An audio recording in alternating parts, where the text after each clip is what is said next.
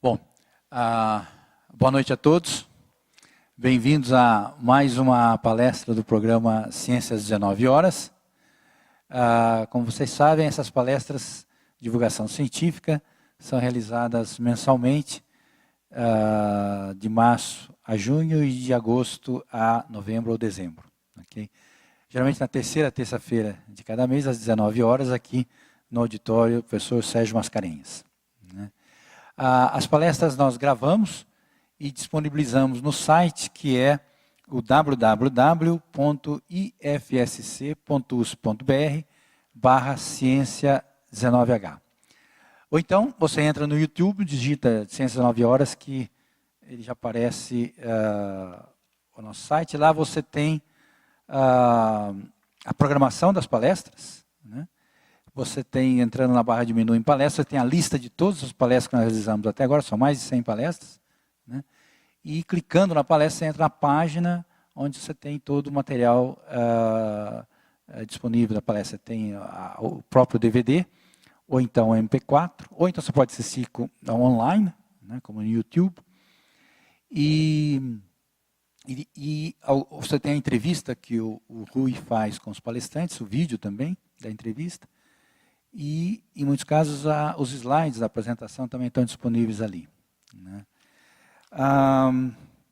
As palestras também são transmitidas, não ao vivo, mas retransmitidas, pelo canal 10 da NET local, aqui, né, que a programação é feita aqui no Instituto mesmo. E nós transmitimos ao vivo a palestra pela TV por internet da USP, a IPTV USP. Okay. Bom, essas palestras são organizadas desde agosto de 2004, né? E essa longevidade é graças ao apoio que nós temos recebido, né? Eu vou falar de alguns aqui. O próprio Instituto de Física de São Carlos, né, dá um apoio muito grande à realização das palestras. A diretoria, ou o diretor atual, o professor Tito José Bonagamba, né? E também o CEPOF, o Centro de Pesquisas em Ótica e Fotônica, coordenado pelo professor Vanderlei Banhato, aqui presente. Né? O INEL, o Instituto Nacional de Eletrônica Orgânica, coordenado pelo professor Roberto Faria. Né? O CERTEV, que é o Center for Research, Technology and Education in Vitreous Materials, coordenado pelo professor Edgar Zanotto, do Departamento de Física e Materiais, Ciências Materiais, aliás, na UFSCar. Né? O CDMF, que é o Centro de Desenvolvimento de Materiais Funcionais, coordenado pelo professor Elson Longo, do Instituto de Química da Unesp em Araraquara. A Pró-Reitoria de Cultura e Extensão da USP também tem dado um apoio à realização dos nossos eventos. O Instituto de Estudos Avançados, a filial aqui de São Carlos, também. E na parte de divulgação das palestras, nós temos o Projeto Contribuinte da Cultura, coordenado pela Fátima Camargo, que vocês conhecem, o que realiza o Chorando Sem Parar, todo final de ano aqui em São Carlos, além de uma agenda extensa ao longo do ano. Né? Essa semana mesmo nós teremos apresentações do Contribuinte da Cultura. A Rádio Universitária FM 102.1 MHz, e a Rádio UFSCar FM 95.3 MHz, e também a EPTV, que é a retransmissora da Globo aqui em São Carlos. Bom, e hoje eu gostaria de pedir para o professor Abel Roios Neto para fazer a apresentação do nosso palestrante. Boa noite a todos. Bom, é uma grande honra para mim, um prazer apresentar o professor Eduardo Miranda, da Universidade Estadual de Campinas. Supostamente eu tenho que falar um pouco sobre o currículo dele, então essa parte eu vou passar um pouco rápido. Ele fez a graduação dele na Universidade Federal de Minas Gerais, fez o mestrado na Unicamp e o doutorado na Universidade de Rutgers, nos Estados Unidos, e depois um pós-doc no Laboratório Nacional de Campos Magnéticos Altos, também nos Estados Unidos, e voltou para o Brasil, felizmente, em 97, onde foi contratado na Unicamp, e desde 2010 é professor titular.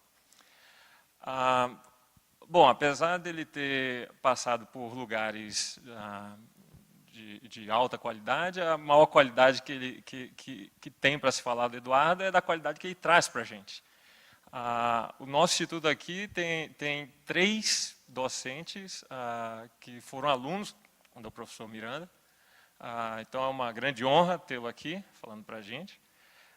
Além disso, ele tem vários outros alunos que são professores na Universidade do Paraná e Universidade Federal de Minas Gerais, além de outros postdocs em lugares de alto prestígio nos Estados Unidos e no Brasil afora, e também professores na Colômbia, orientou outros estrangeiros. Então, é uma pessoa que realmente tem contribuído na formação pessoal, né, de qualidade, que é uma coisa bastante importante para o nosso país, que está tentando galgar aí, novos patamares de qualidade.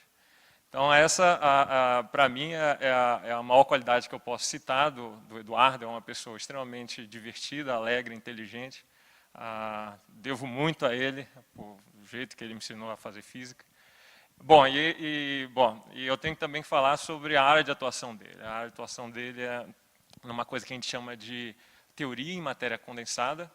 Parece uma coisa meio esdrúxula assim, meio sem muita apelo científico, mas é uma das áreas da física mais fascinantes que a gente tem, porque basicamente é tudo que a gente vê no nosso dia a dia, e são fenômenos complexos, são fenômenos, como ele vai mostrar para a gente, fascinantes, e que tem a felicidade de ter conexão com outras partes da física. Bom, dito isso, sem mais delongas, por favor, Eduardo, a plateia é toda sua. Bom, obrigado, Neto e Agostinho, pelo convite. Estou muito feliz de estar aqui. Não é a primeira vez que eu venho aqui falar, e dessa vez vou estar falando sobre fenômenos emergentes, que vamos dizer assim, abarca, em grande medida, tudo o que eu faço. E eu pus ali no título, né, porque fenômeno de propriedades emergentes, porque o todo não é apenas a soma de suas partes. Então, eu vou tentar explicar isso para vocês durante a palestra. E vou tomar como guia do que eu vou falar, como exemplo de propriedades emergentes, os fenômenos de superfluidez e supercondutividade. Bom, eu começo aqui com uma pequena, vamos dizer, um teste, né, que a gente aprende, né, no ensino médio, acho que todos nós passamos por isso, que a matéria vem em 3 fases, né, gás, líquido e sólido, gasosa, líquida e sólida. E a gente sabe bem que cada uma dessas fases da matéria tem suas próprias características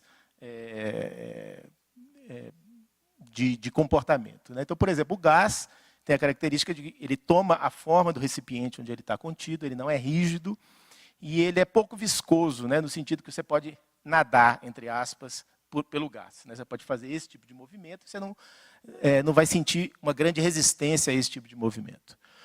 O líquido é muito parecido com o gás, ele é um pouco mais viscoso do que o gás, né? Mas ele tem algumas outras propriedades, ele molha as superfícies, né? Todo mundo sabe que se você jogar um líquido numa mesa, no chão, ele vai molhar aquele chão. Ele tem o fenômeno de capilaridade, se você puser, não sei se vocês já fizeram isso, pegar um tubinho fininho de vidro e imergir na água, a água vai subir naquele tubinho mais do que o nível de fora do tubo, né? Que a gente chama de capilaridade.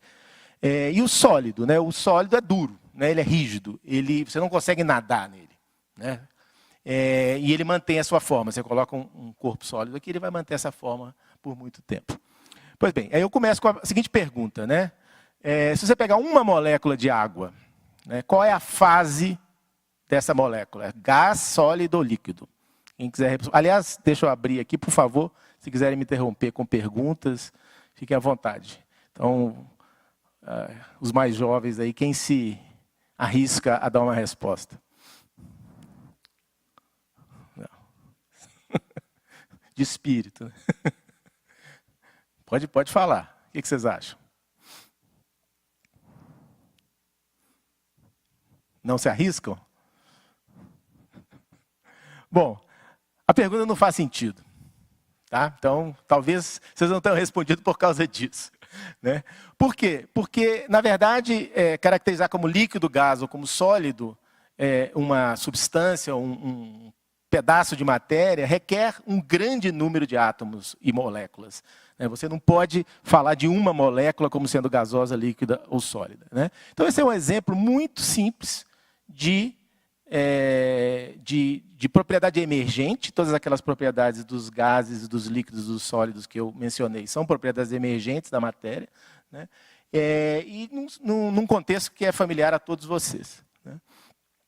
Então, basicamente, é isso que eu tenho em mente quando eu falo de propriedades emergentes. São propriedades que só existem quando você tem um grande número de partes formando o todo. Né? Existem vários outros exemplos na natureza, né? Eu vou citar alguns aqui. Né? E nas palavras famosas de um físico, Philip Anderson, que é o papa dessa área, né? Mais é diferente. Esse é um artigo que ele escreveu em 1972 e que foi extremamente influente, eu diria até foi mais influente anos depois do que na época em que ele foi escrito. E nesse artigo ele defende esse ponto de vista de que as propriedades de coleções grandes de sistemas simples podem ter comportamentos inusitados e interessantes e fascinantes.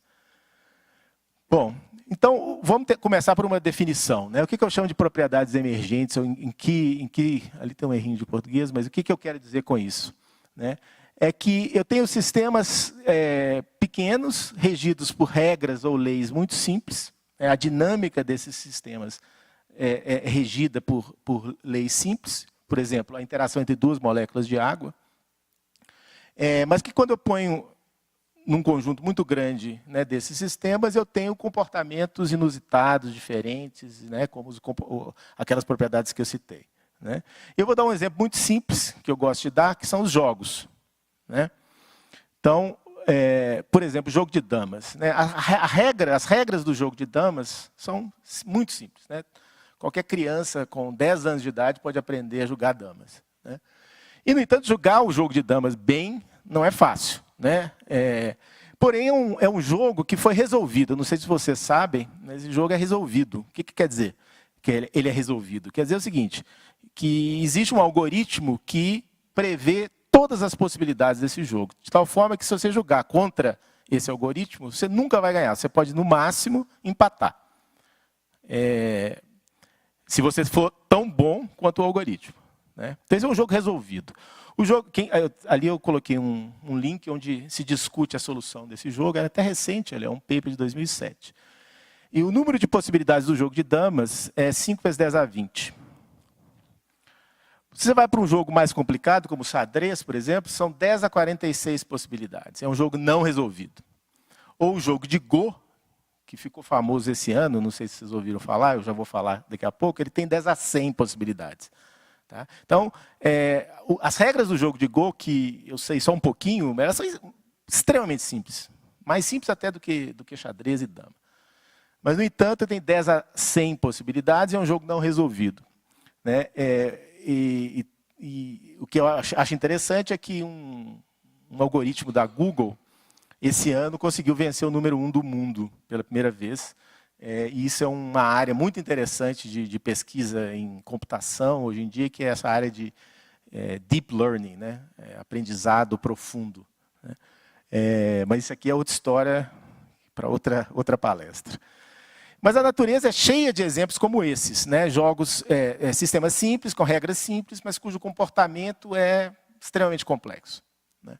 Então, diferentemente do que vocês estudaram no colégio, né, não existem apenas 3 fases da matéria. Existem um número enorme de fases, o que a gente pode chamar de fases, né, no sentido de que tem propriedades macroscópicas bem definidas e diferentes entre si. Né, eu vou citar alguns exemplos aqui. Né, por exemplo, ferro-magneto são os ímãs de geladeira, né, que estão nos nossos discos rígidos de computadores. Né, os cristais líquidos que estão nas telas, por exemplo, de computadores, também são um tipo de comportamento emergente interessante. Ferroelétricos, que tem também outras aplicações.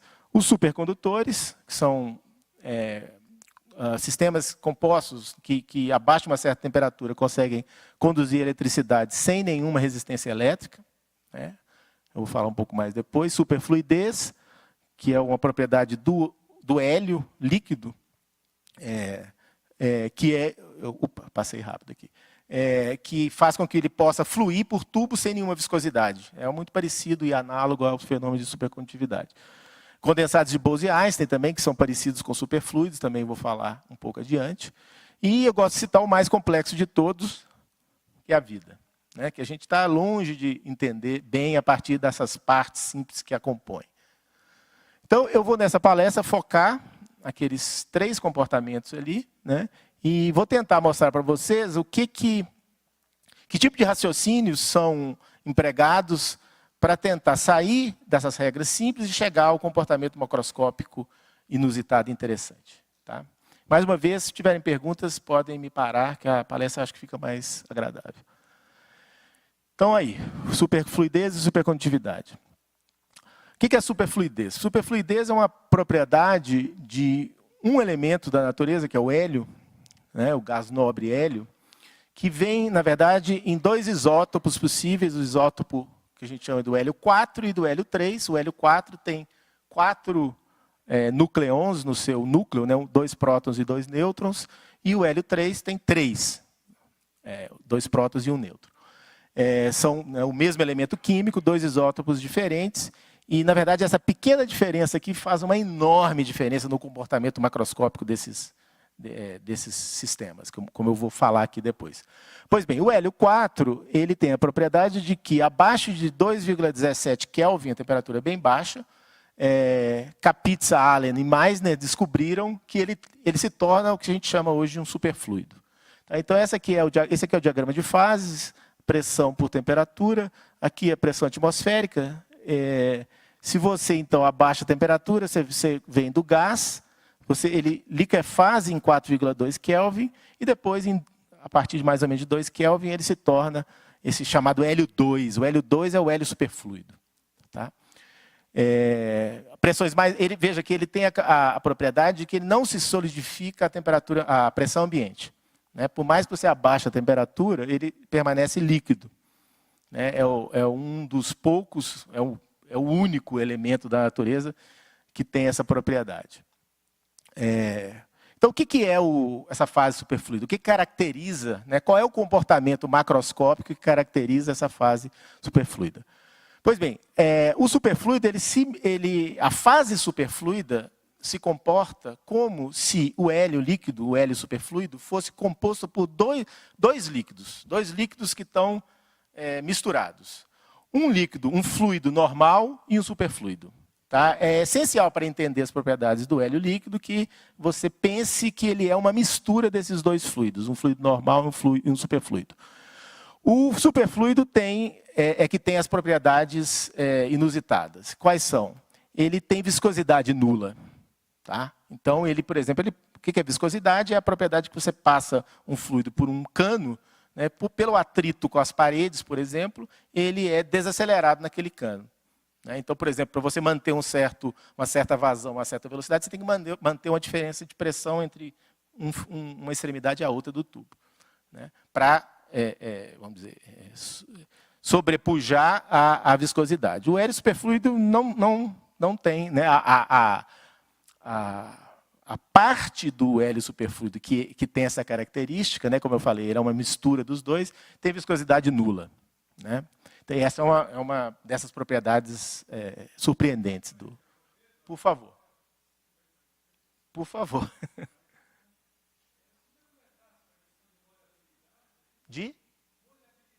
Do hélio?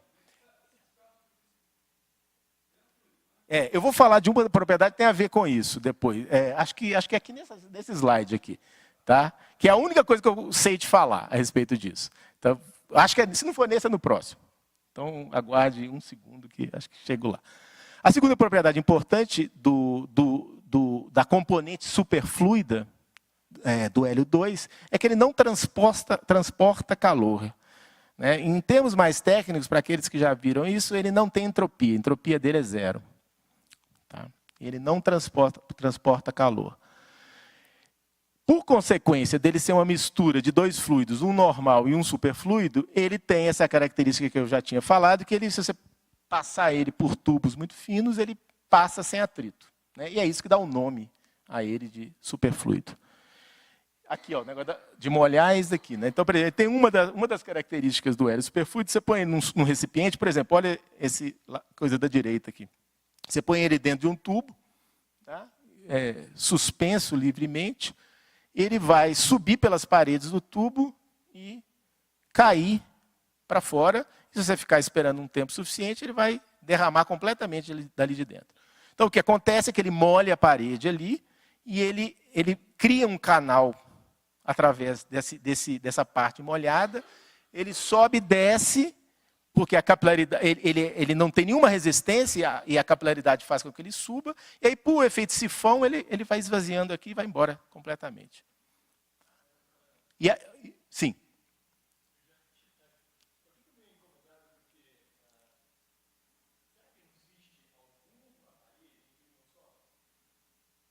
Não sei.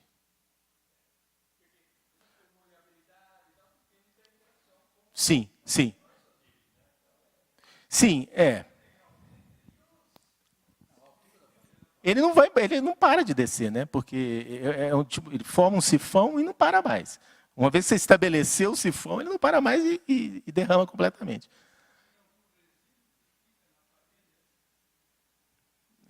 Aí, esse detalhe eu não sei te responder. Sim.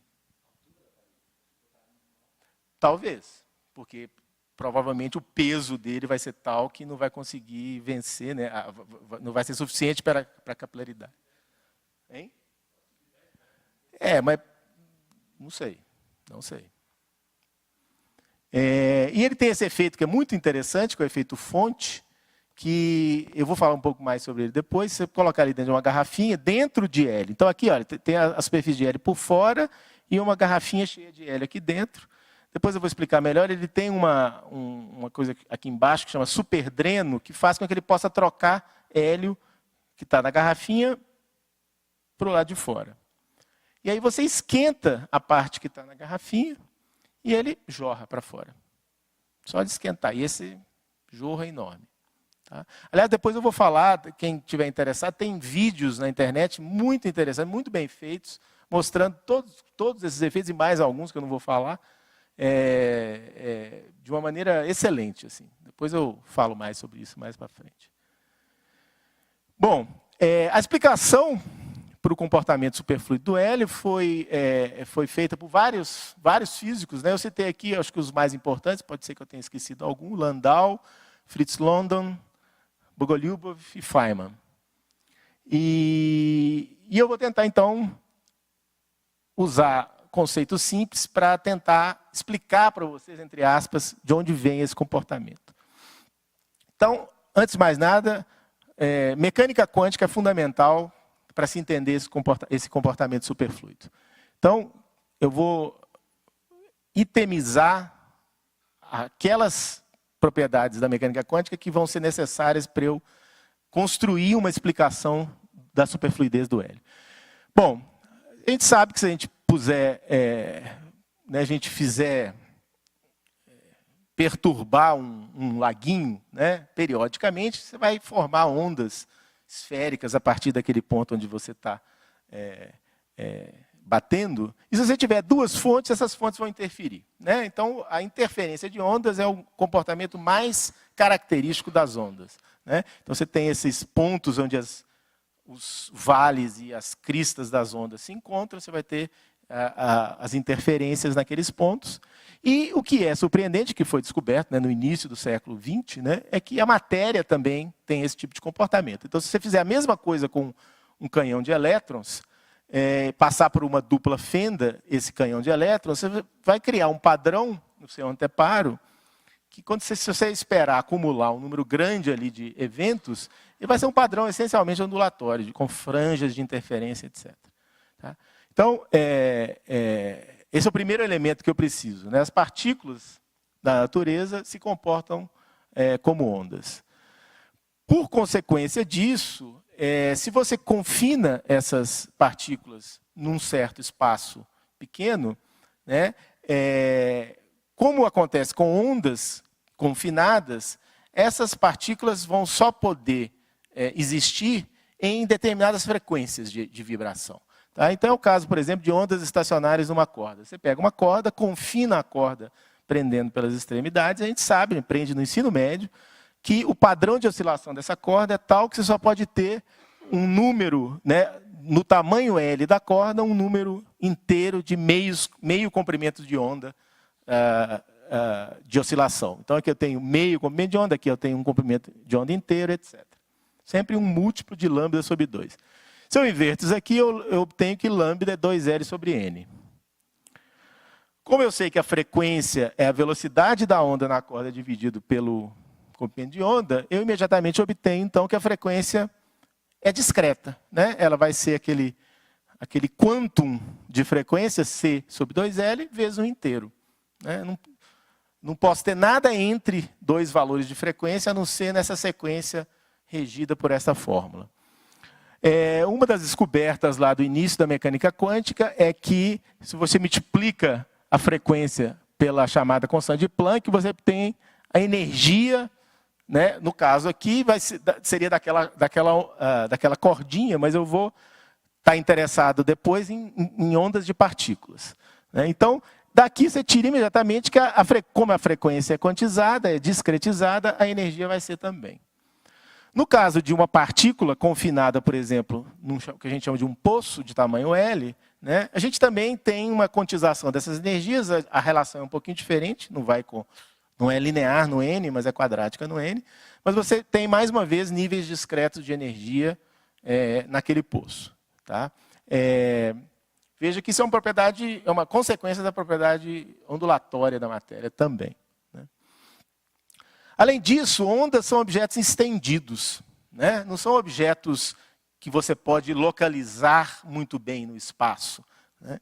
E, por consequência disso, a mecânica quântica nos ensina que você não pode definir trajetórias para as partículas.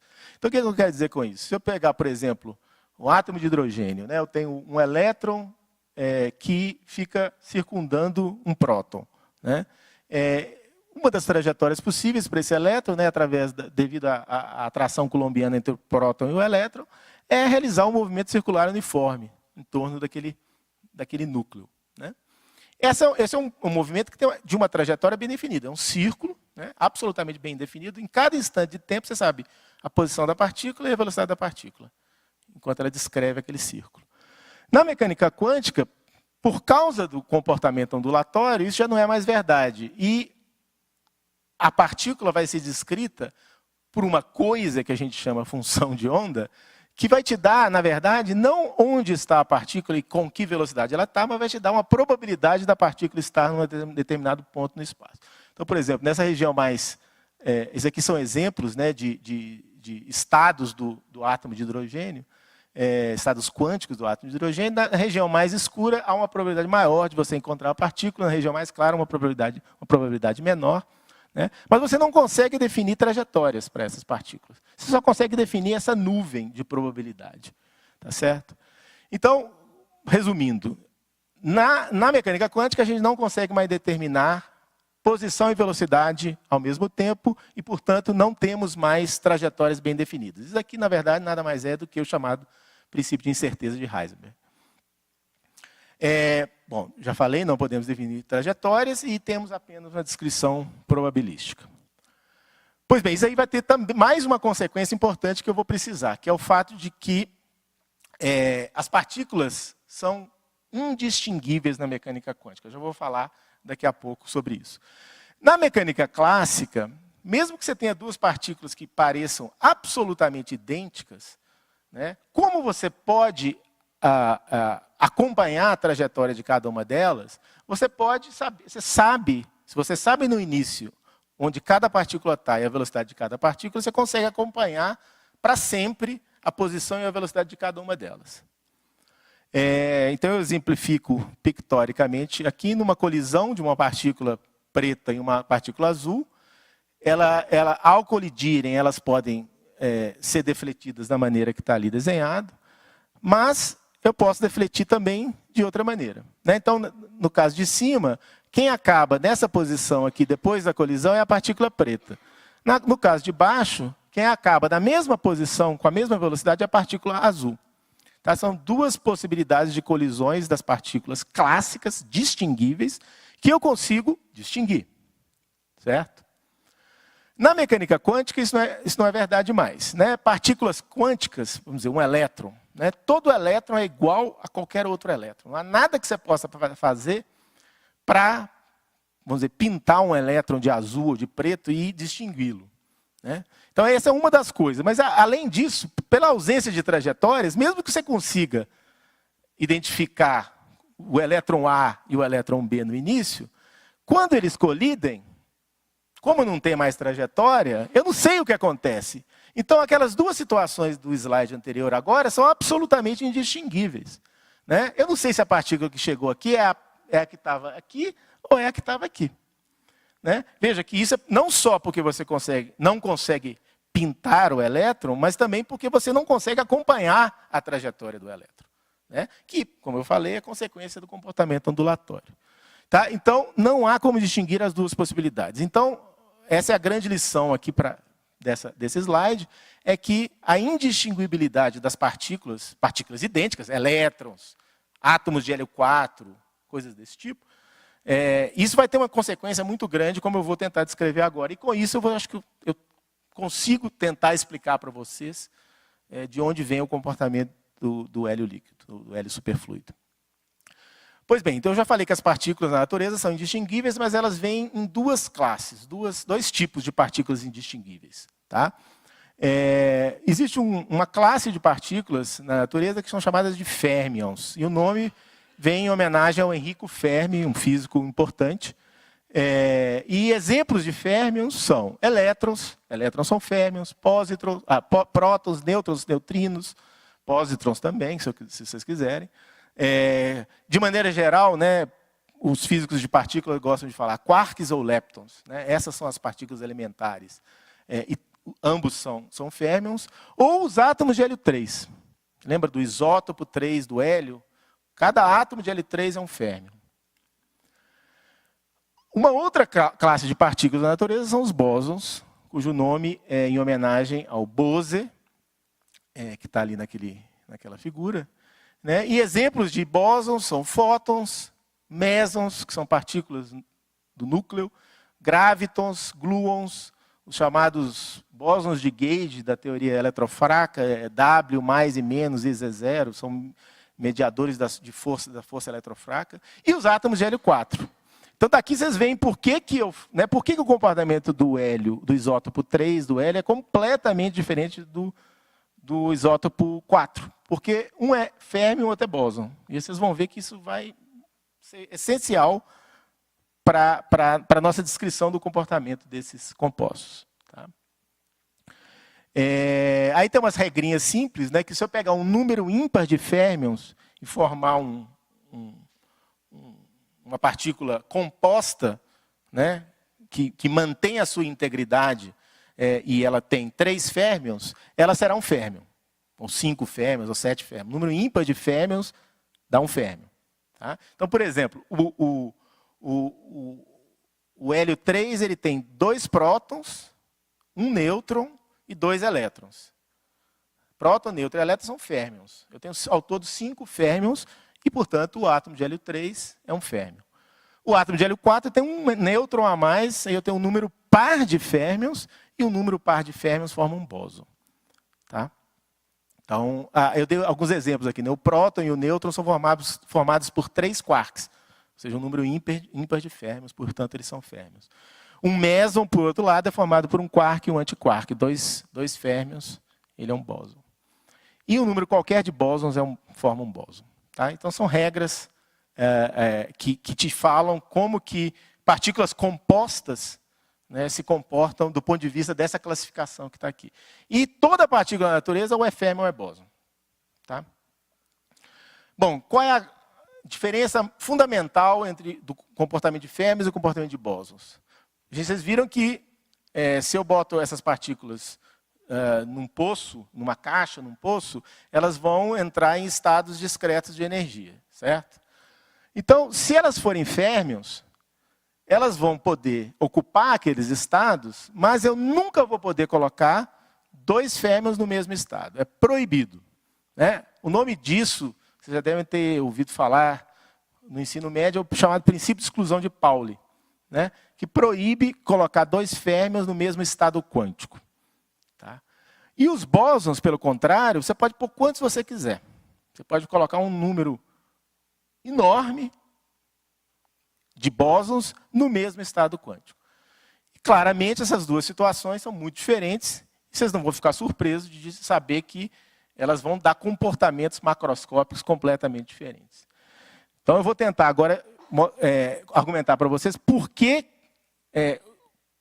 esse tipo de comportamento, em particular o comportamento dos bósons, leva a um estado da matéria que tem as características que o hélio superfluido tem.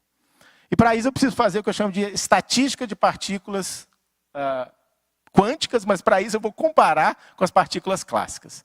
Tá? O que é estatística? Estatística é o seguinte, é estudar todas as possibilidades de configurações, dado um certo número de estados e um certo número de partículas. É isso que eu chamo de estatística aqui. Então, eu vou dar um exemplo muito simples. Eu vou considerar um sistema que tem 3 estados possíveis, 1, 2 e 3. E eu vou colocar 2 partículas nesse sistema, são partículas clássicas. Então, como elas são clássicas, elas são distinguíveis. Eu vou chamar uma de A e a outra de B. Tá? Então, está ali, ó. São 9 possibilidades ao todo. Eu coloco as 2 partículas no estado 1, ou as 2 no estado 2, ou as 2 no estado 3, ou eu arranjo de outra maneira, como está aqui. Tá? Notem, por exemplo, que esse estado em que a partícula A está no estado 1 e a partícula B está no estado 2, é diferente do estado em que a partícula B está no estado 1 e a partícula A está no estado 2. Porque eu consigo distinguir as partículas, os estados são diferentes, então eu distingo uma configuração da outra. E eu posso fazer, então eu tenho 9 arranjos diferentes, em 3 deles as partículas estão no mesmo estado. Então, se eu perguntar qual é a probabilidade, daí a palavra estatística, de eu ter 2 partículas clássicas no mesmo estado, nesse caso. Ora, eu tenho 3 possibilidades em que elas estão no mesmo estado, de um total de 9. Então, eu tenho 3 sobre 9, 1/3. A probabilidade é 1/3. Tá? Então, guardem isso aí. Partículas clássicas, a probabilidade de ocuparem o mesmo estado é 1/3. Se eu fizer o mesmo raciocínio para bósons, tá? Eu não vou fazer para férmions, porque eu não vou estar muito interessado em férmions aqui hoje. Mas se eu fizer para bósons, o que eu vou obter? Primeiro, eu já começo não podendo chamar as partículas de A e B, porque elas são indistinguíveis. Né? Se eu chamar uma de A e outra de B, já estou distinguindo pelo nome. Não dá. Então, eu vou colocar partículas que eu chamo de ambas de A nos 3 estados. Então, ou eu coloco as 2 no 1, as 2 no 2, as 2 no 3, uma no 1, a outra no 2, uma no 1, a outra no 3, uma na 2, a outra na 3. Veja que não tem jeito de botar AB e BA, por exemplo, em 1 e 2. Resultado, eu tenho ao todo 6 configurações diferentes, das quais 3 têm as partículas no mesmo estado. Se eu fizer a probabilidade agora, vai ser 3 sobre 6, que é 1/2. 1/2 é maior que 1/3. Então, pelo simples fato delas serem indistinguíveis, veja bem, pelo simples fato delas serem indistinguíveis, os bósons, as partículas bosônicas, têm uma maior tendência a ocupar o mesmo estado que partículas clássicas. Tá? Tudo que eu usei foi indistinguibilidade e estatística. Tá certo? Então, é como se, né, o que a estatística me diz é que é como se as partículas se atraíssem e quisessem ocupar o mesmo estado de energia. Tá certo? Pois bem, leva isso agora para o nível macroscópico. Né? Um balde de hélio 4. Veja, a hipótese fundamental que eu estou fazendo aqui, no fundo, é que as partículas não interagem entre si. São partículas que eu posso colocar dentro daqueles estados e elas não se repelem ou se atraem. Isso não é verdade. Tá? Mas o interessante é que mesmo depois que você inclui a interação, as conclusões que eu vou chegar não se modificam. Tá? Então, vamos lá. O que acontece? Bom, em altas temperaturas, elas vão se arranjar naqueles vários estados de energia. Né? Lembra que quanto mais alto aqui, maior a energia. Tá? Aquilo ali é uma descrição pictórica dos estados de energia. Em altas temperaturas, os bósons vão se arranjar de alguma maneira ali. né? Vai haver várias configurações compatíveis com uma determinada temperatura, e tudo bem. Mas à medida que eu abaixo a temperatura, eles vão querer ir para os estados de energia mais baixa. E como eu falei, por serem bósons, eles têm uma enorme tendência a ocupar o estado de mais baixa energia. Tá? E acontece, de fato, né, abaixo de uma determinada temperatura crítica, esta, vamos dizer, separação em duas partes do sistema. Uma enorme parte que vai ficar no estado de mais baixa energia, uma quantidade macroscópica de átomos de hélio 4 vai ficar no estado de mais baixa energia e vai formar o que a gente chama de um condensado. Enquanto que as outras ficam nos estados excitados. Basicamente, essa é a origem da descrição de dois fluidos que eu falei lá no início. Então, os caras que estão no estado de mais baixa energia, o chamado condensado, vão formar o superfluido. E os estados que estão, as partículas que estão nos estados excitados vão formar o fluido que eu chamo de fluido normal. Tá? Perceba que isso é uma coisa absolutamente microscópica e quântica. Você não consegue separar esses dois fluidos na vida real. Eles estão lá num estado quântico complexo. Tá? Mas é como se tivessem dois fluidos misturados, um que eu chamei de condensado, com propriedades de superfluido, e outro fluido normal. À medida que eu abaixo a temperatura abaixo daquele ponto 2,17 Kelvin, o que acontece é que vai aumentando a fração de partículas no superfluido e vai diminuindo a fração no fluido normal. Né? A soma entre eles dá sempre aquilo aqui é a densidade do superfluido e a densidade normal. A soma das duas densidades dá a densidade do seu balde de hélio. Tá? Mas veja que à medida que a temperatura vai abaixando, vai aumentando a fração superfluida em detrimento, né, de uma diminuição, né, ao mesmo tempo que ocorre uma diminuição da parte normal. Esse fenômeno, dessa maneira como eu descrevi, é conhecido como condensação de Bose-Einstein, foi proposta por Bose e Einstein em 1924. Né, e eu vou falar um pouco mais sobre ela depois adiante, mas ela é essencialmente a mesma coisa que está por trás da superfluidez do hélio. Então, vamos tentar então tirar, né, dessa descrição aí que eu fiz, né, aquelas propriedades do hélio superfluido. Então, o condensado, ele é um estado quântico único, né, é o estado de mais baixa energia, aquele estado que a gente chama de estado fundamental. Né, e eu boto lá, sei lá, 3/4 das minhas partículas lá. Né. Então, eu tenho um número enorme de átomos de hélio 4 num único estado quântico. É como se fosse um estado quântico, é o que a gente chama de um estado quântico macroscópico. Tá? E por ser um único estado quântico, não há nenhuma indeterminação sobre esse estado. Tá? Então, do ponto de vista de uma física que vai um pouco além do que é ensinado no ensino médio, a gente fala que esse estado tem entropia nula, porque você sabe exatamente onde estão todas as partículas. Estão no estado de menor energia. Né? E por ter entropia nula, aquilo não carrega calor. Você pega, se ele flui de um lado para o outro, ele faz isso sem carregar calor junto, à medida que ele flui. E ele é muito rígido, entre aspas, no sentido que não dá para destruir facilmente esse estado. Por quê? Você tem que tirar todo mundo daquele estado para destruí-lo. Você pode tirar 1 ou 2, mas tirar 10 a 23 é complicado. Então ele tem uma enorme rigidez. Tá certo? E é por isso que ele tem viscosidade de 0. Né? Porque o fenômeno da viscosidade, à medida que ele passa por um tubo, o atrito com as paredes é arrancar essas partículas do condensado. Tá certo? E como esse cara tem essa enorme rigidez, isso é muito difícil. Então essa, vamos dizer, é a explicação, né, para viscosidade nula e para entropia nula do condensado. E o fluido normal, por outro lado, ele carrega calor, aquelas partículas podem estar em vários estados compatíveis com aquela temperatura, tem entropia, carrega calor, aí se comporta como um fluido normal e tem viscosidade também. Tá?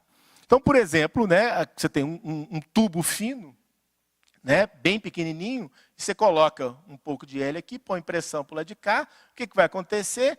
Se o tubo for muito fino, ou se ele for muito poroso, a parte normal, por causa da sua viscosidade, não vai conseguir passar.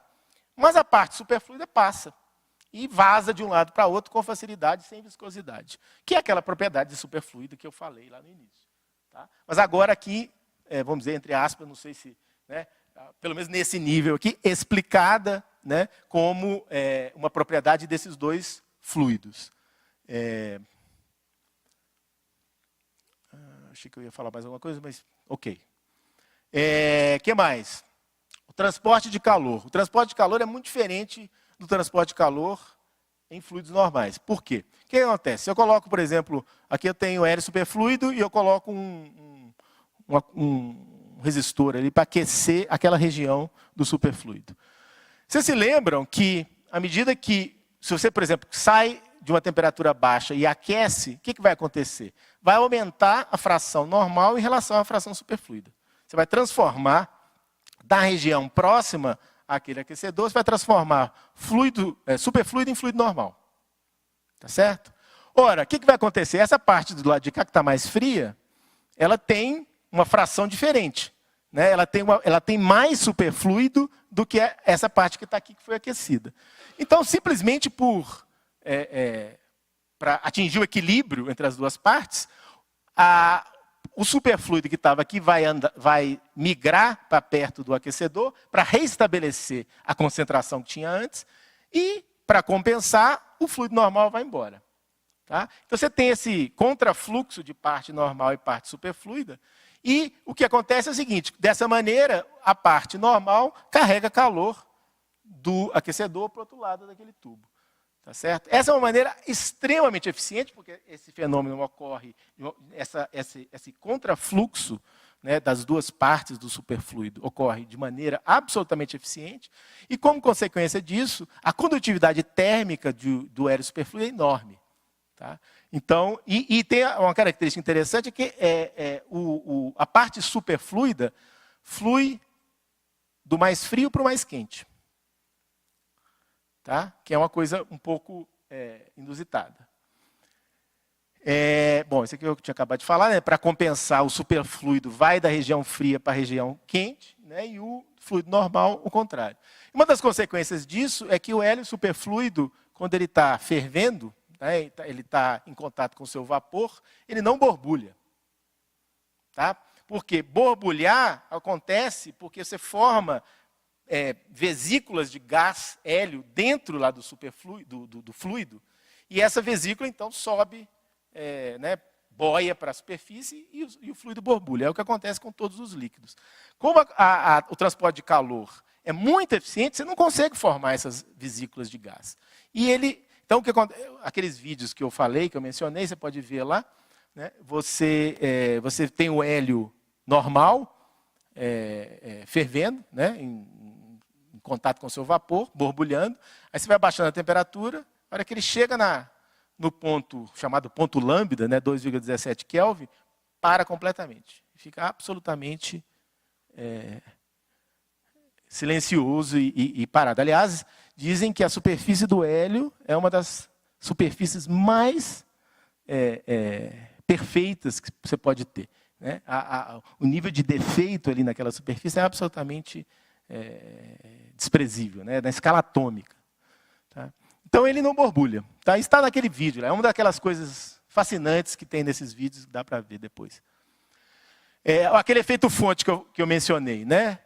Basicamente, com o que eu já expliquei, dá para entender o efeito fonte. Né? Então, o que acontece é o seguinte, você tem lá, a geometria lá era um pouquinho diferente, mas é essencialmente a mesma coisa. Você tem hélio em dois recipientes, e entre eles há o que a gente chama de um superdreno, um super leak, que é basicamente uma região bastante porosa que não deixa passar o fluido normal por viscosidade muito alta, mas deixa passar a parte superfluida. Então, através do superdreno, só passa superfluido. É como se fosse em termodinâmica a gente fala de membrana semipermeável, né, que deixa passar um tipo de material e outro não. Então, é o que esse cara faz. Então, você esquenta essa parte, o que vai acontecer? Do mesmo jeito que eu falei, superfluido vai fluir daqui para lá. Né? Mas a parte normal não consegue voltar, por causa da viscosidade no dreno. E aí, vai haver uma diferença de pressão, essencialmente. Né? Vai subir o nível do hélio do lado que você esquentou. E aí aumenta a altura do líquido. E isso é muito parecido com pressão osmótica. Quem já estudou pressão osmótica? Você põe uma membrana semipermeável entre duas soluções, uma mais concentrada do que a outra, né? O que vai acontecer é que vai haver, a membrana só deixa passar o solvente, né? E o solvente vai passar pela membrana para tentar diminuir a concentração do outro lado e vai criar uma pressão. É essencialmente o que está acontecendo aqui. É completamente análogo ao problema da osmose. E aí, numa geometria diferente, é aquilo que eu mostrei, né? Aqui está o superdreno, de fora está essa parte do hélio, de dentro está essa parte, você esquenta aqui dentro, o nível sobe e jorra hélio para cima. Aqui os vídeos são...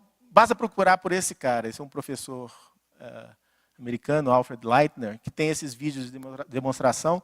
Tem de várias coisas, mas do hélio superfluido eu acho que são os mais legais. Eu botei aqui a coisa, mas é bobagem, né? É só colocar Alfred Leitner lá que vocês vão ver vários desses fenômenos e alguns outros que eu não falei aqui. Tá? Pois bem, quando foi isso? 95, né? Bem depois, né, da descoberta do hélio superfluido, num aparato completamente diferente, se obteve a chamada condensação de Bose-Einstein de átomos bosônicos, nesse caso rubídio 87, em armadilhas de átomos, né, que você consegue abaixar a temperatura muito, na escala de nanokelvin, e aí você vê a ocupação macroscópica de um dos estados daquela armadilha, né? Então, esse pico aqui é exatamente a forma espacial do estado quântico, a nuvem quântica, né? Naquela armadilha tem essa forma. E quando esse negócio aqui vai para cima dessa figura, isso quer dizer que você tem uma ocupação macroscópica daquele estado, né? E isso aqui deu origem ao prêmio Nobel do Cornel Wayman em 2001, né? E o professor Vanderlei Banhata aqui trabalha com isso, hoje trabalha com turbulência superfluida, que é um tópico que eu nem estou pensando em entrar, porque também entendo muito pouco, mas é um exemplo do fenômeno que eu descrevi, tá certo? Então, qual é a diferença dessas substâncias para o hélio? A grande diferença é que no hélio, os átomos de hélio interagem muito mais fortemente do que os átomos de rubídio nesses condensados. Tá? Então, vamos dizer, é um outro regime do mesmo fenômeno, né? E isso aqui é muito estudado, é uma área super importante de pesquisa hoje em dia. A supercondutividade, né? Eu falei da supercondutividade, vou falar só no finalzinho, né? Ela foi descoberta em 1911 por Cameron Onnes, em alguns metais, recebeu o prêmio Nobel por isso. E o que ele observou é que abaixo de uma determinada temperatura, alguns metais conduzem a eletricidade com resistência elétrica nula. No caso aqui, é mercúrio, né?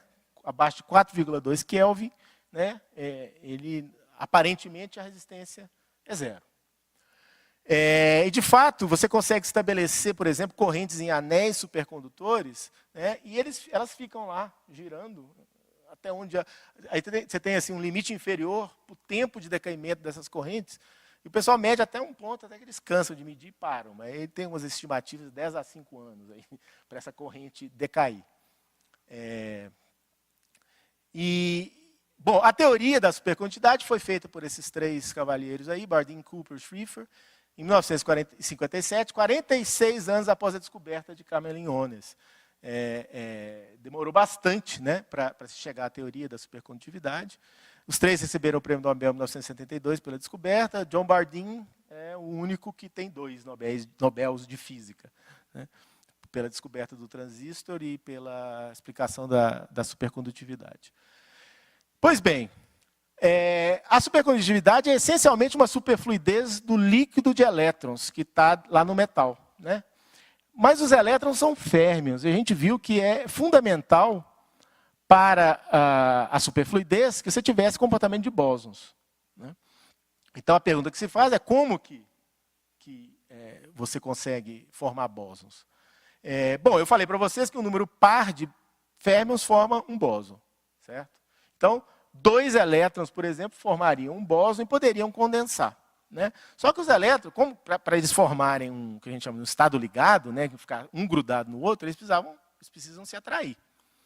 Mas a gente sabe que os elétrons se repelem, né? Então, como que é possível haver uma atração entre os elétrons? E que se descobriu, né, é que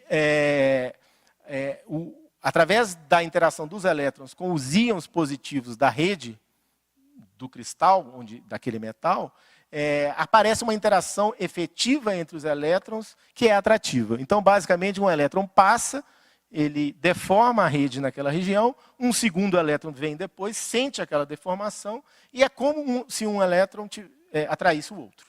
Tá?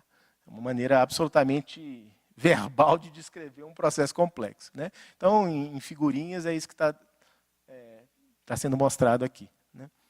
A atração efetiva entre os elétrons devido à rede. E aí, por causa dessa atração, fala, Vanderlei.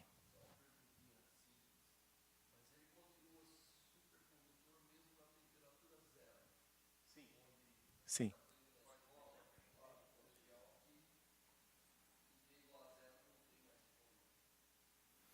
Tá.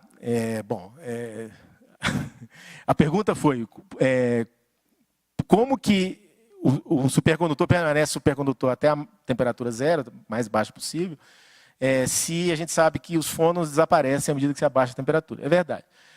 Porque é o que a gente chama de processo virtual. Né? Veja que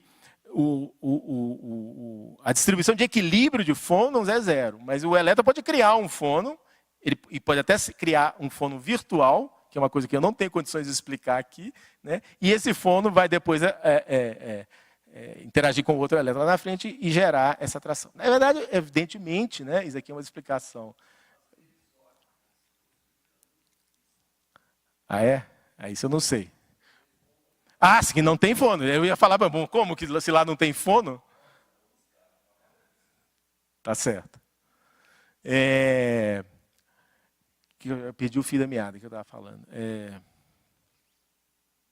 Não, eu estava dizendo assim, evidentemente a explicação da supercondutividade é algo bem mais complexo do que eu estou falando aqui, né? Aliás, vou falar até um detalhe que vai mostrar por que a explicação real, né, é bem mais complexa do que isso. Mas, vamos dizer, isso aqui é uma tentativa de explicação, né, ao nível de ensino médio. Hein?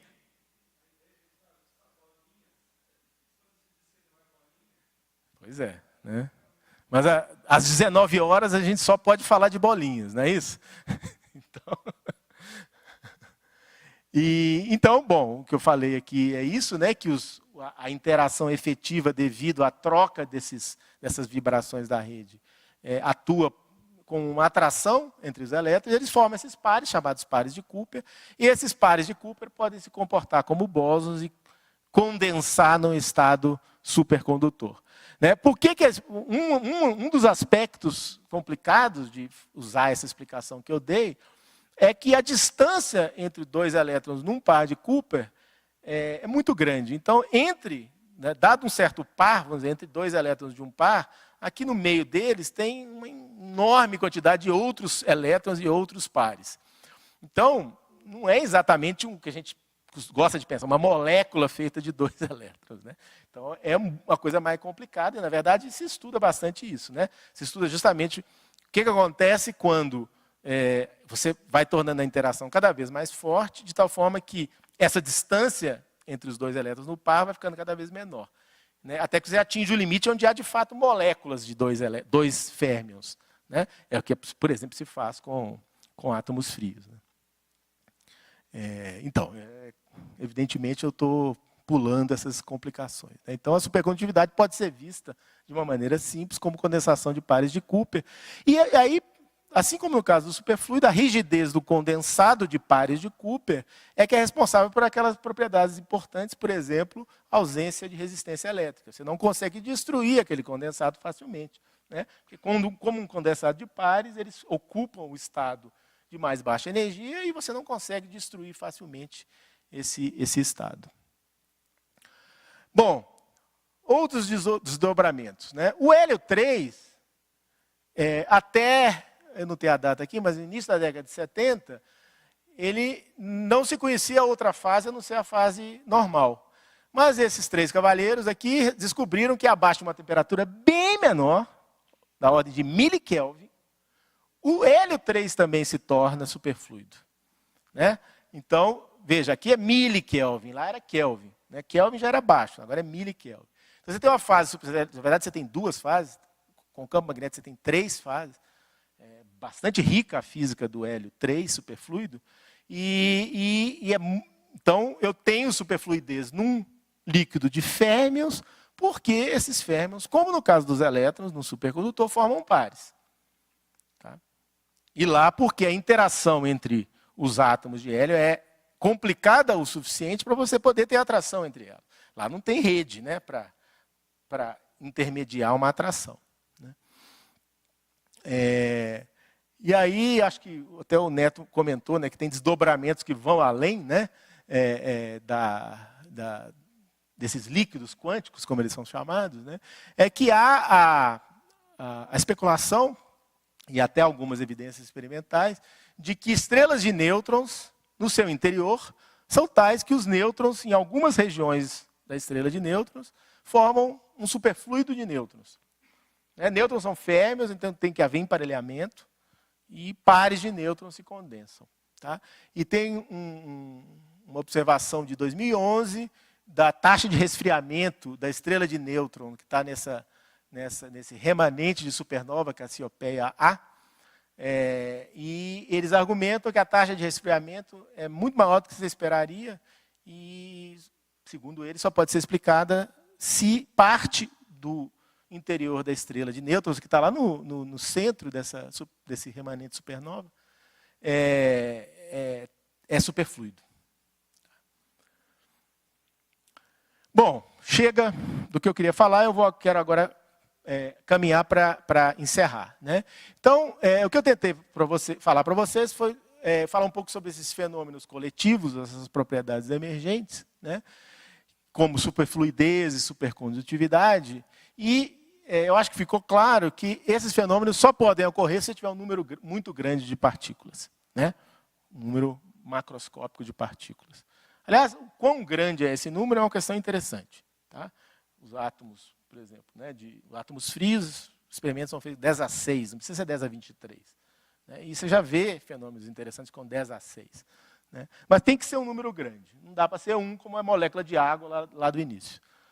E essa área, vamos dizer, esse tipo de tema, né, forma uma área que hoje em dia é conhecida como estudo de complexidade. E eu termino, então, falando sobre 2 visões da ciência, que são visões que, quando tomadas no seu extremo, são antagônicas. Eu acho que a maneira correta é não tomar o extremo. Então, o que eu chamo de reducionismo extremo, né, se vocês pegarem o Dirac, seu livro de mecânica quântica, ele escreve o seguinte: as leis físicas fundamentais necessárias para a teoria matemática de uma grande parte da física e toda a química são, portanto, completamente conhecidas. Isso aqui é o alvorecer da mecânica quântica. Né? E a dificuldade reside apenas no fato de que a aplicação exata dessas leis leva a equações complicadas demais para serem resolvidas. Dirac, na sua elegância britânica, colocou dessa forma. O Carl David Anderson, o descobridor do neutrino, não teve tanta elegância. E ele disse, o resto é química. Né? Pois bem, existe uma outra visão, que eu diria no seu extremo oposta, que é a visão das propriedades emergentes ou da ciência da complexidade. E que pode ser ilustrada por esse trecho do artigo que eu falei, do Anderson, em que ele diz, a capacidade de reduzir tudo a leis fundamentais simples, né, que é o que o reducionismo extremo procura, não garante a capacidade de começar a partir dessas leis e reconstruir o universo. Ao contrário, a cada nível de complexidade surgem propriedades inteiramente novas. São essas propriedades emergências. Como? Isso que eu falei.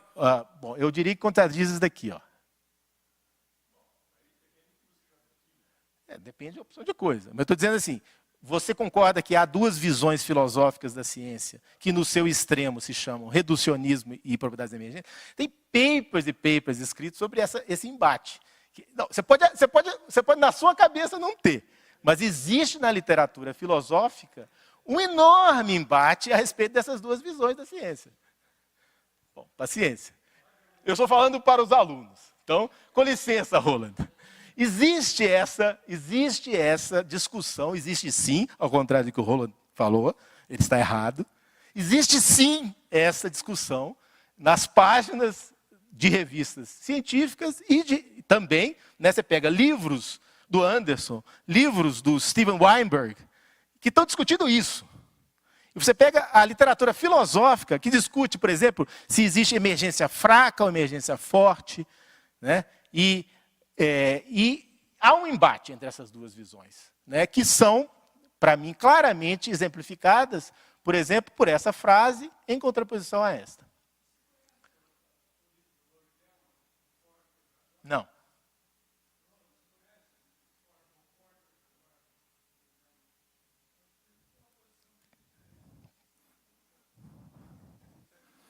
Bom, como eu falei, é o seguinte, eu acredito, a minha opinião, né, é que a descrição microscópica da natureza é correta e necessária, assim como a descrição das propriedades emergentes que, pleonasticamente, emergem dessas leis microscópicas, né?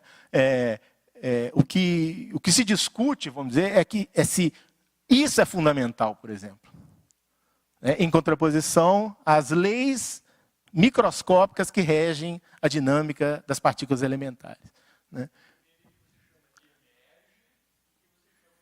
Sem dúvida. Como toda discussão filosófica, você precisa definir os termos. Aliás, não existe discussão filosófica sem definição dos termos. Senão é perda de tempo, né? Então. E aí eu termino com uma brincadeira que ilustra os dois pontos de vista, né? Dois alienígenas, um reducionista e um emergentista, chegaram no planeta e viram um objeto que era esse aqui. Aí o reducionista foi reduzindo e foi olhando cada vez mais ao nível microscópico daquele objeto, né? E foi olhando, foi aumentando e chegou a esse nível de descrição. E falou, olha, eu entendo o universo desse planeta. O universo desse planeta são quadradinhos que vão do branco ao preto, passando pelo cinza.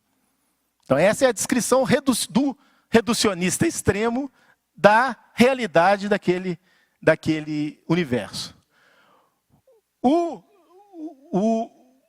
emergentista, por outro lado, não, eu vou olhar para fora. Eu quero ver de fora, eu quero ver de longe o que está acontecendo. E de fato, como o Roland corretamente antecipou, ele começa a ver uma letra A, começa a ver outra letra R, ele vê uma palavra que ele talvez reconheça, duas palavras, uma frase e um poema, né? Então essas são as duas visões do universo daquele planeta, né? Eu deixo para vocês escolherem qual que vocês acham a mais interessante. Obrigado.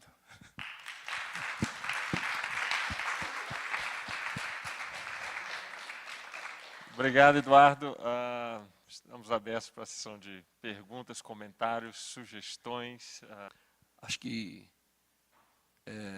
essa parte das propriedades macroscópicas que emergem é um negócio relativamente até novo em ciência. E às vezes, para entender, a gente tem que reduzir um pouco, porque nós não temos todo o ferramental que precisa, como você mesmo começou. Às vezes a teoria que a gente precisa é uma teoria até difícil de interpretar, né? Ou de usar. Então eu acho que sempre um reducionismo ajuda um pouquinho a interpretar. Sem dúvida. Mas eu queria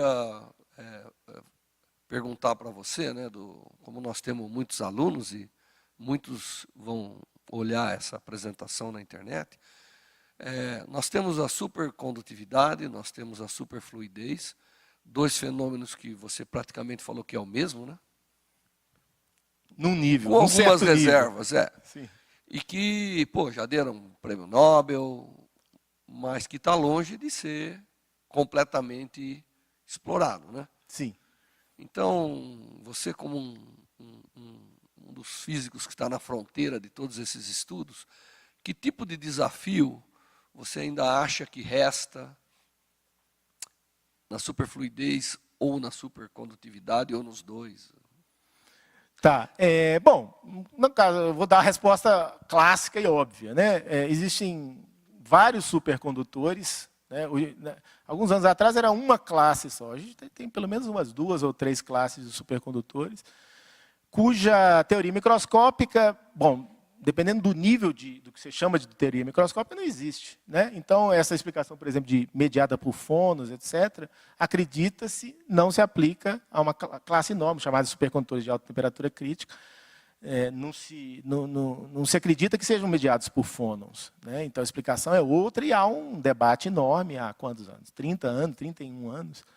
E não se chegou a um consenso. Então, essa é uma área clássica, né? E de lá para cá, apareceram outros, né? Hoje tem os supercondutores à base de ferro, mesma coisa. Não há um consenso sobre a explicação microscópica. Então, voltando ao início da sua pergunta, né? O grande desafio da área é justamente fazer essa passagem de um nível de abordagem para outro. Partir da abordagem mais microscópica para uma abordagem mais macroscópica. Esse é o desafio, né? Vamos dizer, fazer essa transposição que é difícil, né? Que foi o que Landau, Feynman, etc., fizeram com o caso da superfluidez, né? E que hoje tem essas várias áreas, né? Posso citar outras, né? Sei lá, por exemplo, sistemas magnéticos, né?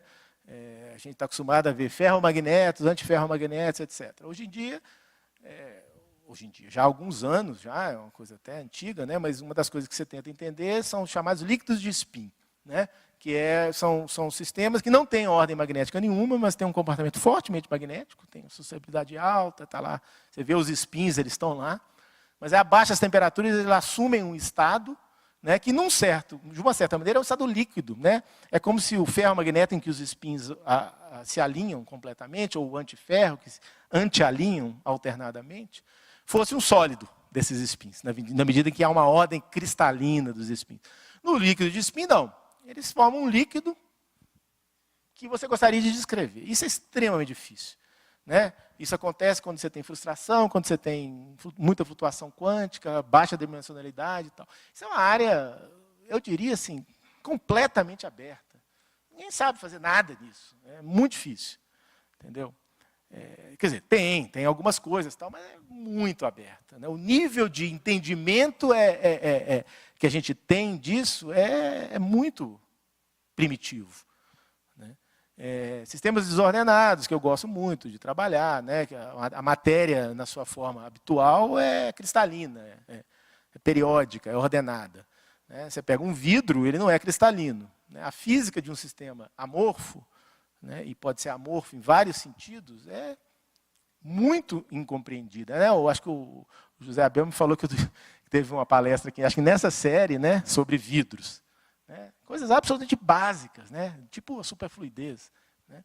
Calor específico de vidros em baixa temperatura, é linear, né? Não tem nada mais simples do que isso. O calor específico é linear na temperatura. Não tem teoria para isso, tá?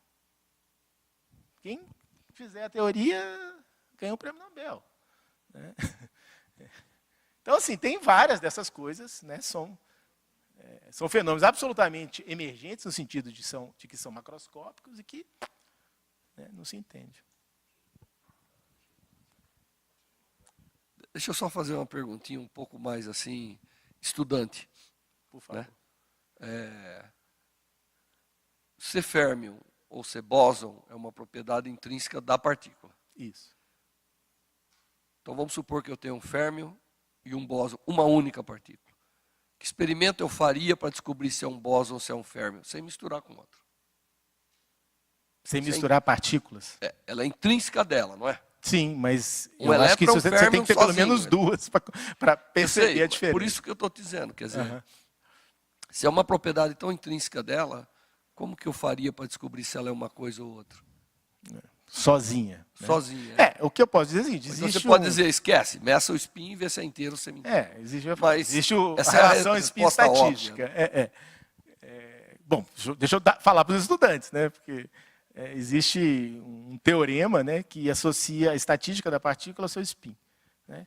E os spins podem ser inteiros ou semi-inteiros. As partículas semi-inteiras são fermiônicas, e partículas com spins semi-inteiros são fermiônicas, partículas com spins inteiros são bosônicas. Então, partindo desse teorema, você consegue só assim.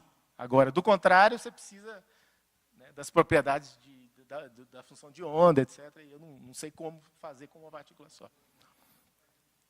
Bom, mas aí de duas dimensões é especial. Bom, Nenhuma, né? Nenhuma. Como eu não sou um cara polêmico, né? Sim. Só quero dizer que se você tem um negócio isolado, ninguém vai saber o que é.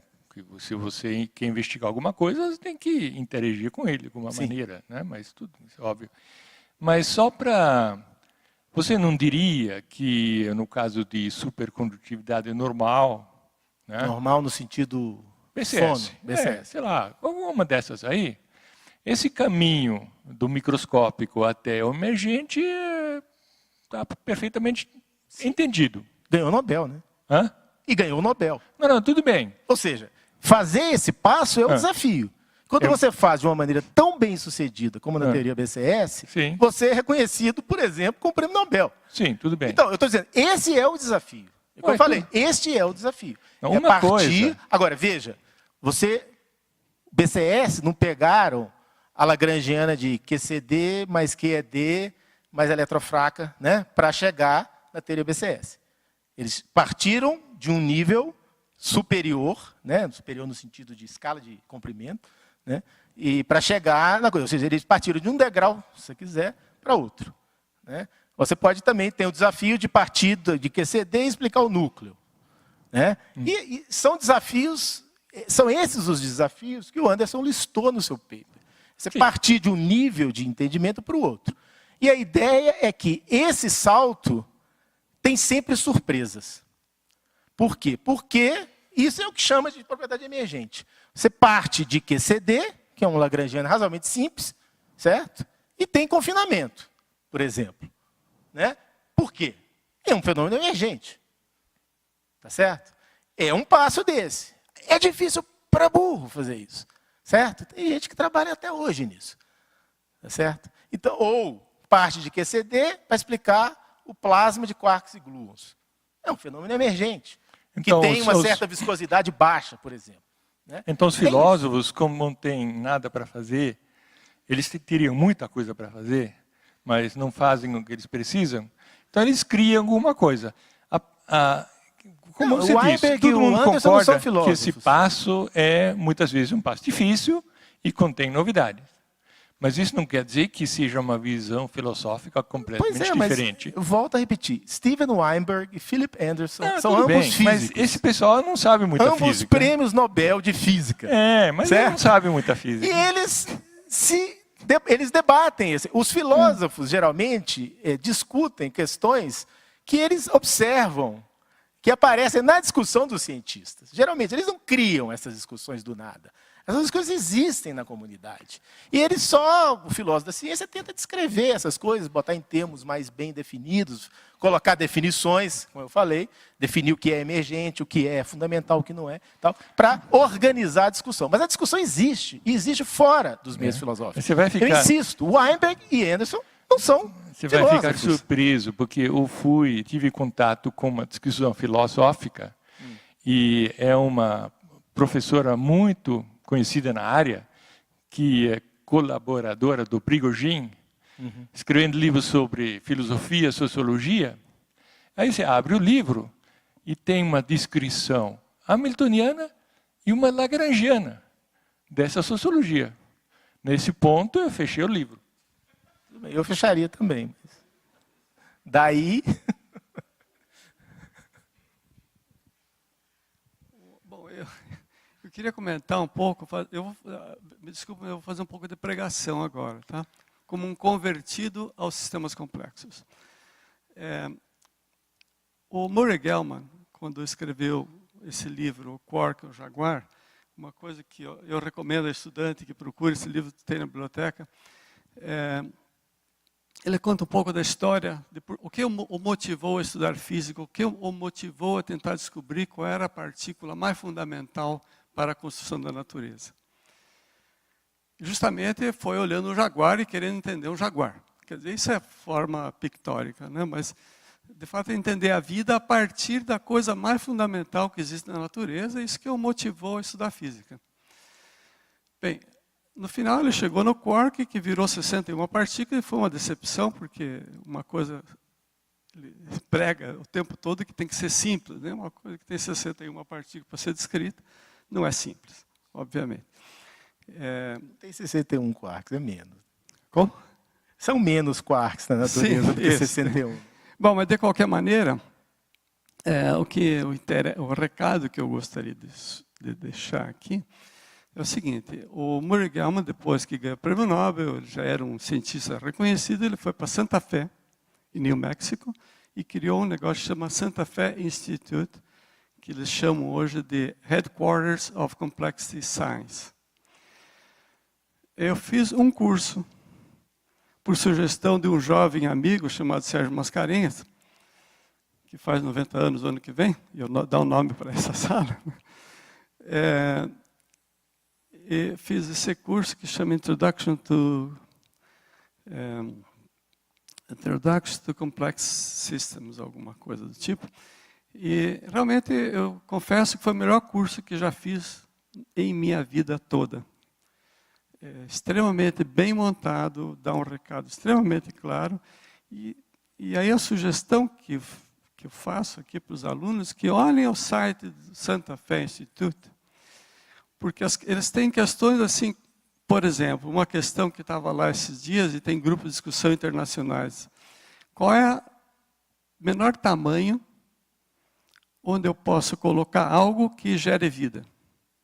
Qual a menor dimensão? Então, essa é uma questão que ninguém sabe fazer, porque você não sabe qual é a coisa mais fundamental para gerar vida. Eu desafio qualquer um a desmontar uma célula e remontar essa célula, depois de examinar todas as partes e ver que estão íntegras. Então, realmente existe um desafio muito grande, e aí o reducionismo é absolutamente essencial. Ele é necessário, mas absolutamente insuficiente. Concordo literalmente com essa frase. Então, é isso que motivou a criação do Instituto Santa Fé, e isso que me motiva hoje. Realmente, eu acho que, além dessa biblioteca na verdade, a biblioteca é de uma ferramenta que chama NetLogo, que é bastante extensa, está sendo ampliada, e é uma ferramenta que agrega, mostra claramente para você o seguinte: você quer entender um problema real, você vai precisar de mecânica quântica, vai precisar de métodos matemáticos sofisticados, e o NetLogo consegue realmente agregar e conversar com R, com matemática, e você consegue, então, usando os métodos reducionistas, agrupar isso para entender um problema que é complexo e que você realmente não tem o conhecimento suficiente. E, por exemplo, a célula me parece que está um pouquinho longe ainda de entender. E para chegar no jaguar ainda vai mais outras tantas. Bom, isso que eu gostaria de comentar. Na verdade, eu queria saber o seguinte: qual a aplicação da filosofia em termos de recomendações metodológicas para esses trabalhos? Porque, no caso, realmente, tudo bem, a filosofia é importante, etc., mas é porque eu não estou vendo nessa discussão entre reducionismo e antirreducionismo que recomendações metodológicas saem daí, entendeu? Por enquanto, eu estou vendo só os filósofos só olhando e problematizando, mas eu não estou vendo eles ajudando a solucionar, entendeu? Não sei se tem recomendação metodológica a ser tirada daqui, né? É mais uma visão, talvez. Tipo, alguma coisa que auxilie na descoberta, tipo assim, vamos enxergar desse jeito para ver o que a gente olha. Quer dizer, o que eu acho é o seguinte: existem programas de pesquisa que são claramente numa direção mais reducionista e programas que são mais ou menos na direção oposta, né? Então, quando você, por exemplo, tenta explicar as interações e as partículas como cordas, essa é uma visão, é um programa de pesquisa na direção reducionista, certo? Por outro lado, como, por exemplo, você parte de elétrons e fônons para tentar explicar a supercondutividade, você está indo na direção oposta, né? E ambas existem, né? E ambas têm que existir. Eu acho que eu sou fascinado pela outra parte também, né? Eu acho assim, eu não sei se isso explica tudo, mas eu acho que é um embate aí um pouco de embate por poder dentro da ciência aí, né? Que envolve, em particular, vamos dizer, de grosso modo, física de altas energias e física da matéria condensada, né? Não, é verdade, porque, por exemplo, essa grande discussão do Weinberg com o Anderson aconteceu depois que o Anderson e outros deram um depoimento do Congresso americano e, acredita-se, esse depoimento matou o SSC, né? Aquele acelerador que estava sendo construído nos Estados Unidos. E o Weinberg nunca o perdoou por isso. Se foi exatamente isso que aconteceu, eu acho que é uma longa história, porque eu acho que é mais complicado do que isso, né? Mas, claramente, tem uma disputa por financiamento de ciência, dinheiro em ciência e tal. E na medida em que você faz uma propaganda, vamos dizer, de uma certa visão, né, de um certo estilo de pesquisa, em contraposição a outro estilo de pesquisa, você está entrando nessa guerra, né? Então, assim, eu acho que há, historicamente, eu pessoalmente acredito que há motivações que vão além da mera discussão científica, né? Mas a discussão em si é interessante também. Por exemplo, que eu falei, emergência fraca e emergência forte, né? Eu acho que talvez o Roland aprecie isso. Existem pessoas sérias que advogam o que eles chamam de emergência fraca. Eu acho que eu estou falando corretamente. Que é que quando você vai das interações básicas para um conjunto de muitas partículas, é preciso colocar elementos adicionais essenciais para explicar o comportamento macroscópico. Eu advogo o contrário. Eu acho que é igual o jogo de xadrez, né? Não precisa mais nada. São aquelas regras e acabou. E é 10 a quanto? Não lembro. 46, sei lá. Né? É complicado para burro. Basta aquilo ali para ser muito complicado. Então, eu acredito no que eu acho que é chamado de emergência forte. Que você não precisa adicionar mais nada. É só aquelas regras básicas e botar todo mundo junto. Entendeu? E essa discussão, há pessoas que acreditam, pessoas sérias, pessoas físicos. Outro dia eu li aquele George Ellis, não é? O cara aí do CERN e tal, advogando emergência fraca. Eu não acredito nisso. E ele que é um cara de altas energias, que eu acho que deveria talvez advogar emergência forte. Então, como sempre, é preciso definir o que ele chama de elemento adicional, né? Eu entendi que quem advoga emergência fraca de maneira séria está falando de que tem coisa nova, tem, sei lá, interação a mais, alguma coisa a mais que tem que ser colocada, né?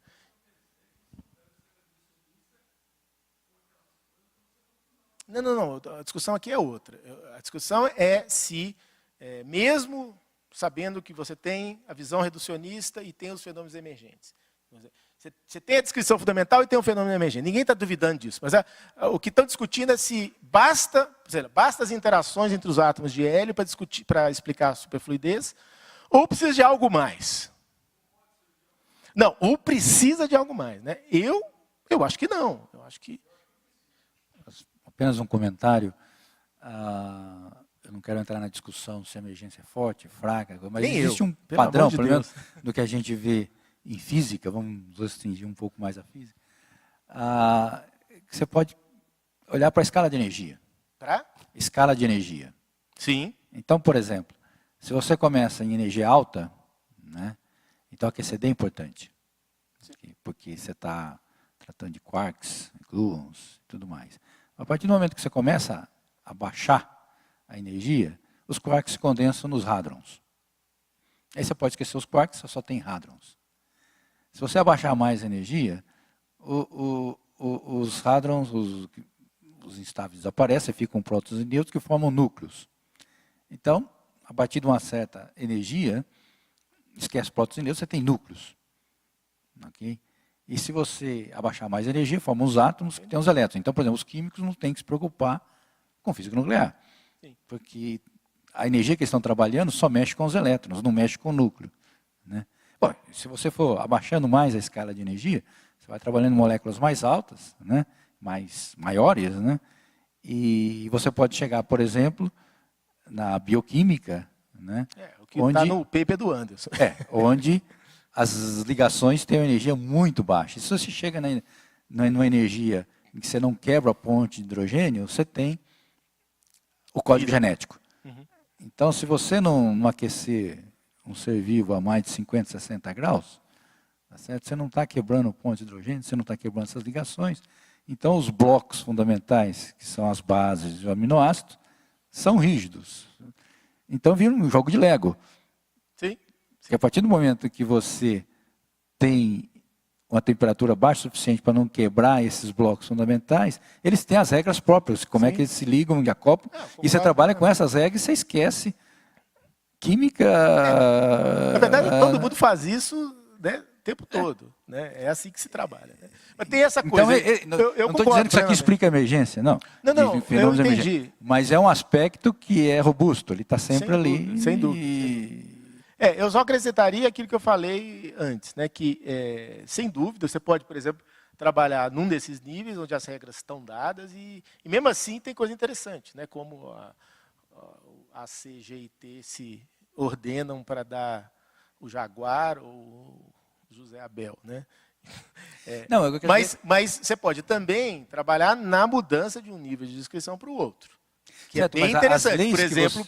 Pegar QCD e explicar a força nuclear. Claro. Então, mas as leis que você usa são aquelas relevantes para aquela escala de energia. Por exemplo, o par de Cooper, né, ele deixa de fazer sentido se você subir a temperatura acima de um certo valor. Sim, mas veja, é que tem esse passo do degrau, que eu acho que é interessante, né, que é você ligar essas escalas diferentes de energia. Né? Isso não é muito simples, né? Isso é difícil de fazer. Né? Explicar a força nuclear a partir de QCD, explicar a supercondutividade a partir de elétrons e fônons e assim por diante. Né? Resumindo, ou seja, não dá para falar no código genético a 100 graus centígrados. Concordo. Tá certo? Você tem que estar numa temperatura mais baixa para ele funcionar. E por aí vai. As leis... Ou seja, os blocos mais fundamentais vão congelando e você vai descrevendo eles com outras leis para os blocos. Né? Ou seja, o ente fundamental que você usa para descrever as suas leis são outros, que são formados de coisas. Essa é uma coisa robusta. Mas, é claro, não explica o jogo de xadrez, ou o Go, que aí não é física, é matemática. Tá certo? Aí é outra emergência. Primeiramente, boa noite. Queria agradecer a palestra. Eu queria fazer uma pergunta, talvez eu sou um pouco leigo nesse assunto de condensado, mas você falou que tem diferenças básicas entre os férmions e os bósons, só que para ocorrer os fenômenos de supercondutividade, superfluidez, você precisa que ambos estejam em estados de condensado. E qual seria mais ou menos a diferença entre os estados dos dois? Eu vou te dar uma resposta que talvez esclareça, vamos dizer, as diferenças. Né? Como eu falei, no caso dos supercondutores, a distância entre os elétrons num par de Cooper é enorme. Né? Entre os dois cabe uma grande quantidade dos outros elétrons. Tá? Então é uma dança coordenada complicada, né, dos elétrons num supercondutor. Mas você pode estudar, como é estudado nos átomos frios, que o Vanderlei trabalha, existe uma maneira de você sintonizar a interação atrativa entre os férmions. De fraquinha, que é o caso do supercondutor, para cada vez mais forte, mais forte, mais forte, até que se atinge o limite em que os férmions formam, de fato, uma molécula. Tá? Quando você faz isso, você descobre que tem duas temperaturas. Tem uma temperatura onde você primeiro, se você estiver no limite em que você tem interação muito forte, atração muito forte entre os férmions, primeiro você vai abaixando uma temperatura de muito alta para muito baixa, primeiro ocorre uma transição de formação de moléculas. Então, acima dessa temperatura você tem os férmions livres. Abaixo dessa primeira temperatura de transição você forma moléculas. Você continua abaixando, as moléculas agora são bósons e condensam. Mas você pode ver como é que essas duas temperaturas se comportam à medida que a atração vai ficando mais fraca. E o que a gente sabe é que as duas temperaturas vão se aproximando e elas se coalescem numa só. Então, no caso do supercondutor, que está justamente nesse outro limite de interação fraquinha, as duas coisas acontecem na mesma temperatura. Vamos dizer, a formação de pares e a formação de condensado. Mas você pode trabalhar no outro limite em que essas duas coisas ocorrem em escalas diferentes de temperatura. Tá? Mostrando claramente que o problema é diferente. Né? Não sei se satisfez. Deu para entender. E só uma segunda coisa, uma pergunta um pouco mais ampla, mas acho que a gente conhece mais a parte de aplicação de supercondutividade, porque a gente tem acesso a isso um pouco mais cedo na universidade, mas a parte de superfluidez, quais seriam, tipo, se tem aplicações hoje em dia? Então, a superfluidez em si, eu diria que é um assunto razoavelmente morto hoje em dia, no sentido de que já se descobriu quase tudo. Né? Eu lembro que quando eu tinha a sua idade, um pouco mais, eu lembro de ter sido explicado um dos fenômenos que acontecia na fase superfluida A do hélio 3. Tá? Então, assim, eu não sou novinho, mas eu também não sou muito velho. Né? E isso foi explicado na minha vida. Né? Sei lá, eu não lembro mais que ano foi. Mas a impressão que dava era o último fenômeno a ser explicado. Então, superfluidez de L3 e L4, eu acho, posso estar falando bobagem, mas assim, até onde eu sei, se alguma coisa precisa ser entendida, é pouca coisa, é algum detalhe. Foi aplicação? Aplicação de superfluidez? Desculpa, então acho que eu entendi errado. Os hélios superfluidos são extremamente importantes em refrigeração. Né? Não sei se você já aprendeu isso. Né? Você faz refrigeração, você atinge temperaturas muito baixas em laboratórios de criogenia com liquefatores de hélio, de L3 e de hélio 4. Então, tem essa aplicação importantíssima. Né? Eu achei que você estava perguntando dos desafios vamos dizer, de entendimento da área. Né? E aí, já que eu comecei a responder assim, deixa eu terminar. Né? Eu acho que o grande desafio hoje em dia está nessa área de átomos frios, onde você consegue manipular muito mais os sistemas. Você manipula a interação, você faz várias misturas, põe campo magnético, você faz o diabo com isso. E aí a coisa está bastante aberta. Tá? Obrigado. Talvez eu faça uma última. Você começou no começo da palestra a falar sobre deep learning e esses novos algoritmos que seriam para explicar supostamente fenômenos complexos. Não sei nada disso, mas tudo bem, vai lá. Você teria mais algum comentário para a gente? Tem nenhum, não tenho a mínima ideia do que essa coisa de big data, de fazer data mining, gráficos. Mas acho que é diferente. Né? Não, tudo bem. Então eu estou mudando para outro. Tá. O que eu tenho para falar é tão significativo quanto qualquer pessoa dessa sala tem para falar a respeito disso. Não sei nada sobre isso. Esse negócio de deep learning, a única coisa que eu posso dizer é que me fascina bastante. Eu acho uma coisa absolutamente impressionante. Se vai, vamos dizer, satisfazer as promessas que são feitas, eu não sei. Né? Acho que eu li em algum lugar que a inteligência artificial passa por essas modas. Periodicamente, aí dá aquele pico e aí morre. E aí fica um marasmo por muito tempo. Aí tem um pico e morre. Se vai ser só mais um desses picos, eu não sei. Né? Mas me parece bastante interessante. Né? Eu vi alguns papers sobre o assunto. Aprende a julgar um jogo, me parece um negócio bem interessante. Agora não tenho a mínima ideia como isso é feito. Esse assunto veio à baila num colóquio que o Zanotto deu, né?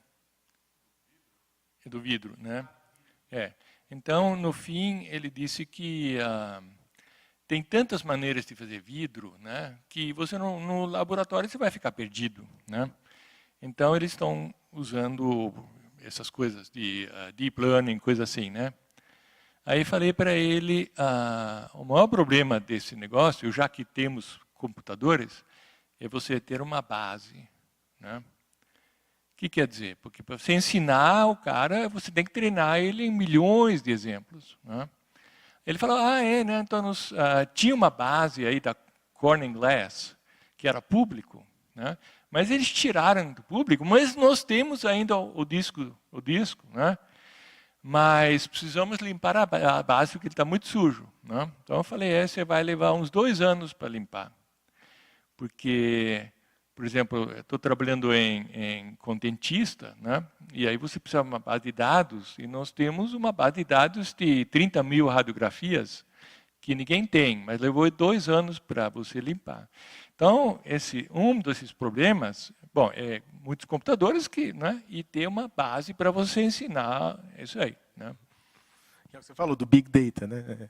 Enfim, eu não sei. Eu sei que essa semana no IFT está tendo uma escola de uso de Deep Learning ou Machine Learning, que eu não sei bem a diferença, mas enfim, para resolver problemas de física. Eu mandei meu estudante para essa escola. Eu não tenho a mínima ideia do que seja. Eu mandei meu estudante lá para ver o que é. Enfim, eu acho legal. Bom, acho que então tá bom para encerrar. Vamos agradecer ao Eduardo mais uma vez. Por favor.